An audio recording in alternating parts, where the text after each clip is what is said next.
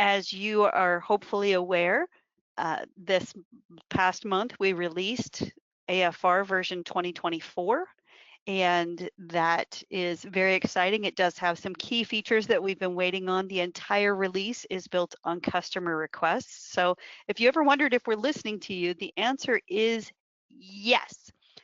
However, that said, if you are using AFR 2024 and you use leader follower, there is one tiny little thing that you have to change to make it work as prescribed. So I'm going to pop over to my demo system and share this. But before I do, I'm going to pop one more slide here and just remind you that some of the release highlights include enhanced timing accuracy, new timing tools in playlist editor, gain values in column customization in Audio Finder, and then improvements to Double Start and Vocal Protect. So as we dig into this, I think that the target timing thing is going to take just a quick few moments to show. I'll show some of these other nifty fun things, and then we'll open it up without too much ado for your Q&A. So feel free to test your mic, raise your hand now if you would like to be first on deck to ask some questions. So switching over to share my other screen. As you can see in Playlist Editor in version 2024, there are some new wonderful things you can see. For example, coming up to the end of last hour, there was an overlap with our legal ID, and our legal ID was considered a spare, which this is why you don't put your legal ID next to a sync command. It's a good thing this is a demo system, because it did jump the legal ID when it was playing out. So that's an important thing you can now see at a glance in Playlist Editor. And to configure that, all you have to do is right click in the white space and pick Customize Table. And then you can select which columns you want to see and the sequence in which you see them. So that is a new handy feature in version 2024. That said, if you are using leader follower, this is crucial, because we've always had stop sets labeled do not move. But on your leader station, you need to change it to timing target. If you do not change it to timing target on your leader station, then your follower station stop sets will not align. So let me say that one more time.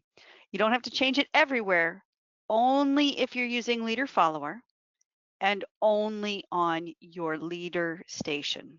And you want to change it to target timing or timing target instead of do not move. Now, again, if you're using templates, you want to go fix your templates. As you can see in my example here, we have scheduled this very generic clock, but this very generic clock does have all of the stop sets moved to timing target. And that way, as a leader, when the followers break away, it will stay in synchronization. Some of the values to switching to 2024 are improved timing. For example, you can see that my actual length of this hour is 62 minutes and 49 seconds, whereas the schedule length is 63:16.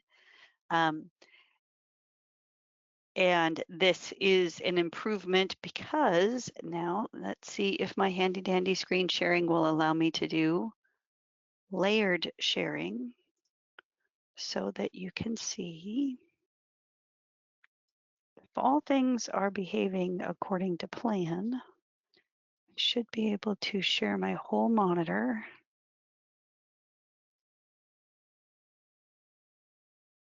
All right. Now this may be a little squishy to be able to see such things because there's a lot going on here, but you should be able to see that my actual length on the on-air screen aligns with the actual length in Playlist Editor. And as you move things about, it does respond in kind. And as we scroll down, we can see that I've got extra content as we enter into towards the end of the hour. Tina Turner is going to be playing when we cross over the top of the hour, and the sync command is going to take out those extra elements. And so that's part of how it's calculating its timing, is that Tina is going to be playing as we cross over the top of the hour.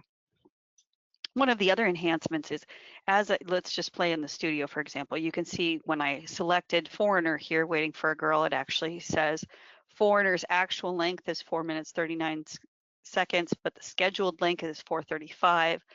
When I select multiple elements here, you can see it's totaling up those elements. We do have improvements to the back timer in the stack widget as well in this version. So if I go to configure my widgets and I show my back timer, I'm not sure if it'll make me reload the interface to be able to pull that up. Yeah.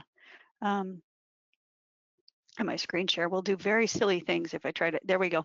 See, as it popped, now I can see that I'm over. So wonderful configuration or additional features with regards to timing.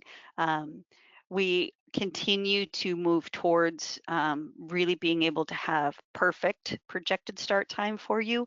That continues to be a work in progress, but the enhanced timings also better reflect things that are scheduled as double starts or vocal protect that are going to go up the ramps of songs and such. Instead of counting them as separate elements. So wonderful, exciting things happening with regard to timing. But you do need to make that one little change of you need to, on your leader stations, set them to timing target instead of do not move. Everywhere else you can leave them as do not move. And then I also mentioned some fun things in the gain values and column customization within Audio Finder. So let me change my screen share one more time to show you my Audio Finder here. There we go. And now you can click the cog here and select different columns. One of the big additions here is the gain column. So now you can see at a glance if elements have, I'm just going to pick on some IDs here.